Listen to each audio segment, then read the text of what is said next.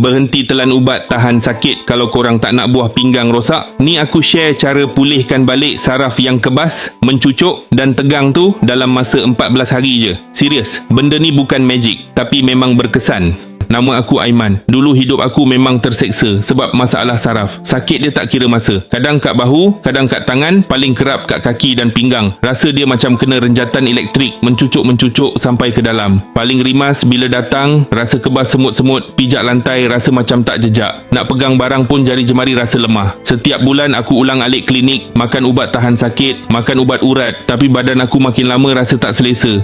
Nak bangun dari tidur pun kena ambil masa sebab badan rasa kaku. Nak buat aktiviti harian, nak solat, semua jadi terbatas sebab urat-urat ni rasa tegang sangat. Doktor dah pesan, kalau biar melarat, saraf ni boleh jadi makin lemah dan mungkin perlukan rawatan yang lebih mahal dan rumit macam fisioterapi. Malam-malam aku selalu termenung. Aku risau kalau sakit ni makin teruk, macam mana aku nak kerja, macam mana aku nak jaga keluarga kalau nak bergerak pun payah. Aku nekat cari ikhtiar lain yang lebih semula jadi dan tak membebankan badan. Syukur sangat aku terjumpa penawar yang sangat berkesan iaitu kapsul seketika. Apa yang buat aku yakin produk ni menggunakan bahan-bahan semula jadi yang hebat dalam perubatan saraf seperti damar merah, getah kemenyan India dan daun pegaga. Ia diformulasikan khas untuk mengurangkan sakit pinggang ke punggung, menghilangkan kerap tarik mengkarung, merawat sakit urat belikat serta membantu legakan saraf sentap sampai kebas dan lenguh. Paling penting, kapsul ni selamat kerana mempunyai ujian makmal yang sah di bawah pengelasan produk makanan. Mula-mula aku cuba 1 botol dulu. Aku ikut saranan, ambil 1 biji pagi dan 1 biji malam. Masuk minggu pertama, aku dah rasa beza. Badan rasa lebih ringan, rasa mencucuk tu dah mula berkurang. Masuk minggu kedua,